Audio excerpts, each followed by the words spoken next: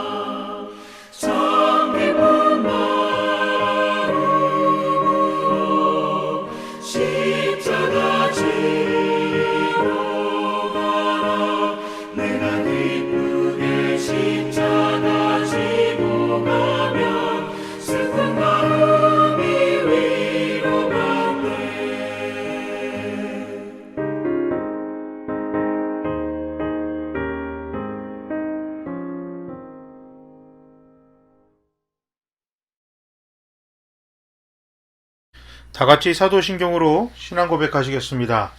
나는 전능하신 아버지 하나님 천지의 창조주를 믿습니다. 나는 그의 유일하신 아들 우리 주 예수 그리스도를 믿습니다. 그는 성령으로 잉태되어 동정녀 마리아에게서 나시고 본디오 빌라도에게 고난을 받아 십자가에 못 박혀 죽으시고 장사된 지 사흘 만에 죽은 자 가운데서 다시 살아나셨으며 하늘에 오르시어 전능하신 아버지 하나님 우편에 앉아 계시다가 거기로부터 살아있는 자와 죽은 자를 심판하러 오십니다. 나는 성령을 믿으며 거룩한 공교회와 성도의 교제와 죄를 용서받는 것과 몸의 부활과 영생을 믿습니다. 아멘. 교회 소식 전하겠습니다. 금주도 대면 예배로 드립니다. 10시 청소년, 11시 어린이 장년 예배로 드리고요. 비대면 온라인 예배는 11시 교회 유튜브로 함께 드릴 수 있습니다. 매주 교회 소독을 합니다. 그런데 이제 교회 소독뿐만 아니라 여러분 교회 이제 예배를 오실 때는 대면 예배를 드리실 때는 손 소독 그리고 체온 측정 그다음에 출입 명부 작성 꼭 해주셔야 되고 자리를 앉으실 때는 거리를 띄어서 앉으시면 감사하겠습니다. 당연히 신체 접촉이나 음식물 섭취는 교회에서는 금지입니다. 자, 온라인 헌금 안내 드립니다. 국민은행, 신한은행 계좌로 온라인 헌금해 주시면 되겠습니다. 하루빨리 정상화가 되도록 우리 기도 바랍니다. 계속해서 코로나 수가 늘고 있지만 하루빨리 이 일이 종식되어서 코로나19로 힘든 시간이 빨리 지나갈 수 있도록 우리 함께 기도하고 힘냅시다. 교회 소식 여기까지 전하겠습니다. 하나님 말씀 보겠습니다. 에베소서 5장 19절부터 20절까지 말씀입니다. 시와 찬미와 신령한 노래로 서로 화답하며 여러분의 가슴으로 주님께 노래하며 찬송하십시오. 모든 일에 언제나 우리 주 예수 그리스도의 이름으로 하나님 아버지께 감사를 드리십시오. 아멘.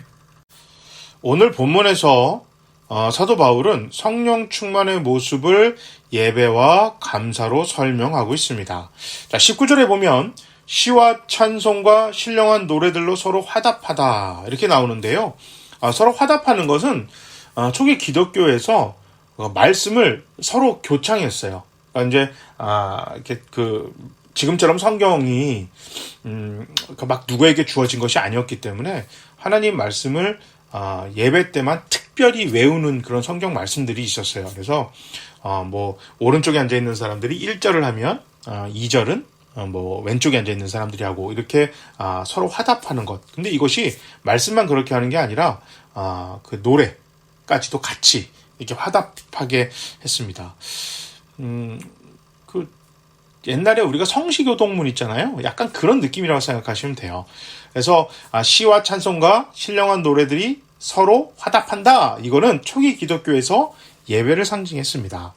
자, 그래서 사도 바울은 19절에 보면 성령 충만의 선명히 드러나는 모습은 말씀과 찬양이 넘치는 예배다. 이렇게 소개합니다.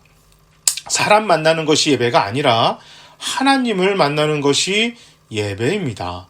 그리고 하나님을 만나는 것은 이 만남은 마음을 다해야만 합니다. 주님은 하나님은 신령과 진정으로 예배를 드리는 참된 예배자를 찾으신다 이렇게 말씀하셨어요. 그러니까 하나님이 만나고 예배를 통해서 만나고 싶어하는 자들은 마음을 다해서 예배에 집중하고 드리는 사람, 그 사람을 하나님 만나고 싶어 하신다는 거죠. 예배 그 자체 형식뿐 아니라 예배를 마음으로 진심으로 드리는 그런 예배자를 찾으시고 우리는 그런 예배자가 되어야 돼요. 마음을 드리는 예배자. 자, 오늘 본문에서 바울은 성령 충만하면 삶에서 자연스럽게 예배가 드러난다고 했습니다. 그러니까 마음을 드리는 그 예배가 이 성전 건물이나 예배당뿐만 아니라 우리 삶에서 드러나는 거예요. 찬송과 말씀이 마음에 넘쳐서 삶에서 드러나는 예배가 일상인 그런 삶을 살게 되는 거죠. 초대교회는요, 예수를 믿는다는 이유만으로 잡혀가던 시기였습니다. 그래서 예루살렘 성전과 같이 확실한 예배 장소가 없었습니다. 게다가 종교와 정치, 경제가 깊숙하게 연결되어 있는 지역에서는 개인의 구원과 사회를 위한 희생과 구제를 강조하는 교회는 공격의 대상이었습니다. 자, 오늘 본문 1세기 교회가 처한 상황은 지금 우리와는 전혀 다릅니다. 예배를 이야기하면 우리는 교회 건물이나 예배당에서 순서에 맞춰 드리는 예식을 떠올립니다. 그러나 초기 기독교의 예배는 전혀 그렇지 않았습니다. 식사 모임을 가장하여 예배를 드리기도 하고 시장에서 만나서 이야기하면서 예배를 드리기도 했어요. 삶의 모든 장소가 예배 장소였고 가능하기만 하면 예배를 드렸고 다양한 모습으로 예배를 드렸습니다. 그래서 오늘 본문에 바울이 이야기하는 성령 충만으로 드러나는 예배는 삶의 모든 영역에서 아주 다양한 모습으로 하나님을 만나는 것이었습니다. 그러니까 언제나 어디에서나 다양한 모습으로 하나님과 마음을 나누게 되는 것이 성령 충만으로 드러나는 교회와 성도의 예배하는 모습입니다. 그러니까 우리 다 같이 찬송하겠습니다. 기도합니다. 사도신경합니다. 말씀 전하고, 우리 다 같이 기도하고, 헌금하고, 축도하고, 이것만이 예배가 아니라, 하나님을 만나기만 한다면, 마음을 다해 하나님을 만나고, 정말, 하나님과의 그 교제를 나누기를 원하면 그게 예배였고, 그런 만남이 둘 이상 되면 그게 공유 예배 같은, 그런 형식을 띄었었던 거예요. 초기 기독교는 그럴 수밖에 없는 상황이었죠. 자, 믿음은 예배를 통해 성령님께서 부어주시는 경험의 선물입니다. 단 1회로 완성되는 구원과는 다르죠. 자, 그래서 믿음은 계속된 성령님과의 마음을 진솔하게 나누는 이런 만남의 경험을 통해 쌓여가게 됩니다. 마치 어린아이가 태어나는 것이 구원이라면 여러 경험이 쌓이면서 부모에 대한 신뢰가 단단해지는 것이 믿음입니다. 예배는 다른 그 어떤 것보다 믿음의 경험을 쌓는 최고의 기회입니다. 그래서 바울은 특정한 장소, 시간, 형식을 정해놓고 드리는 예배뿐 아니라 성령 충만의 은혜를 받으면 장소와 시간, 형식을 뛰어넘는 언제나 어디에서나 자유로운 삶의 예배로 확장된다고 소개하고 있습니다. 그러니까 우리가 운전을 하면서 여러분 찬양을 들으면서 또 기도하면서 그러면서 예배를 드릴 수가 있고요. 출퇴근하는 버스와 지하철에서도 여러분 오늘 하루를 어떻게 살까? 또 하나님 오늘 하루도 이렇게 우리가 잠깐 기도할 때 있잖아요. 정말 예수 믿는 사람답게 살게 해주세요. 도와주세요. 이런 기도를 할 때 이것이 다 예배였던 거예요. 근데 지금 우리는 이런 예배나 성령 충만을 교회 건물 안으로 제한을 두기도 합니다. 특별한 집회나 특별한 사람, 특별한 모습으로 한정 짓기도 하고요. 성경에서 성령 충만을 유일하게 언급한 사도 바울은 성령 충만을 삶의 전 영역으로 확장시켰습니다. 아브라함의 혈통, 제한된 은혜의 어떤 율법, 예루살렘만의 지역적 한계에 사로잡혀 있었던 바울은 예수 그리스도를 만나고 십자가의 도를 배우고 성령의 은혜에 사로잡힌 후에는 하나님의 사랑과 은혜는 그 어떤 것으로 제한을 두고 잡아둘 수 없다는 것을 알게 되었습니다.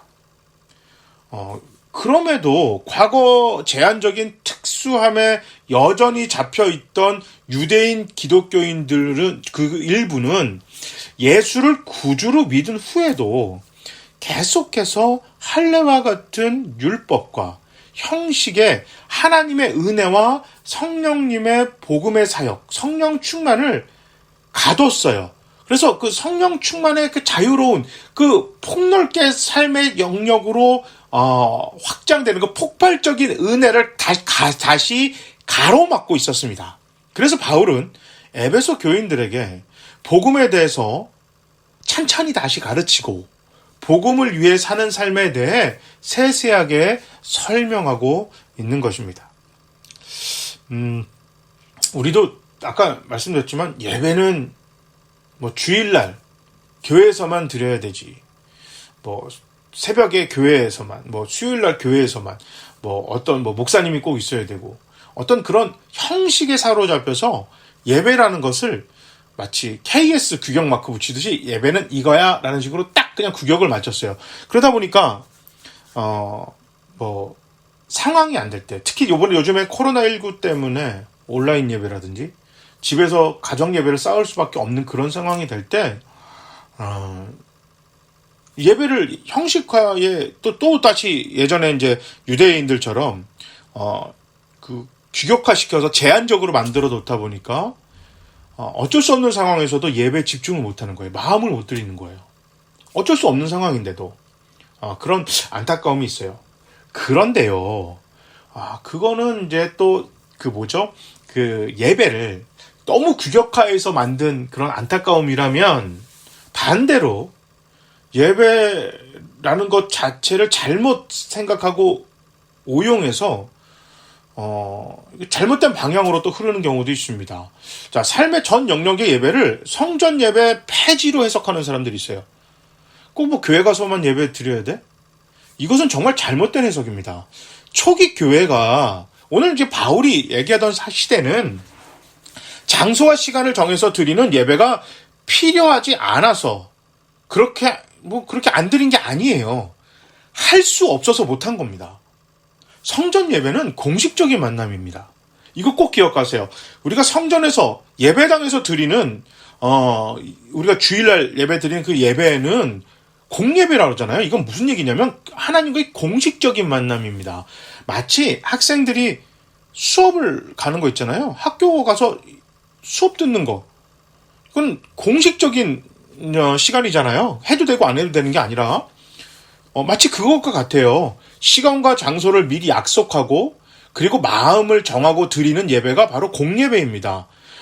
여러분, 몇 번 안 되는 공식적인 만남도 제대로 못하는 사람이 매일매일 삶에서 일상에서 하나님과 제대로 된 만남을 한다는 것은 정말 말도 안 되는 소리예요. 학교도 제대로 안 가는 사람이 집에서 복습과 예습과 걸어가면서 공부를 열심히 한다?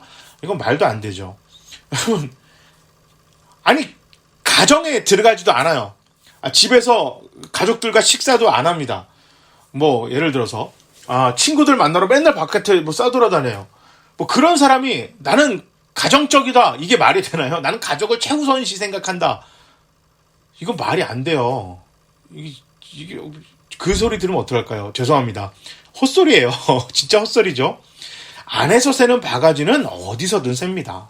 그러니까 오늘 바울이 강조하는 성령 충만으로 드러나는 예배는 언제나 어디서나 어떤 모습이든 제대로 마음을 씻는 예배를 드리는 것입니다. 성전 예배를 폐지하거나 아니면 성전 예배만 드려야 된다는 것이 아니라 성전 예배도 또 성전 예배가 아니라도 어디서든지 공예배도 드리고 우리가 일상의 삶도 예배화가 되어야 된다. 바로 그 이야기입니다.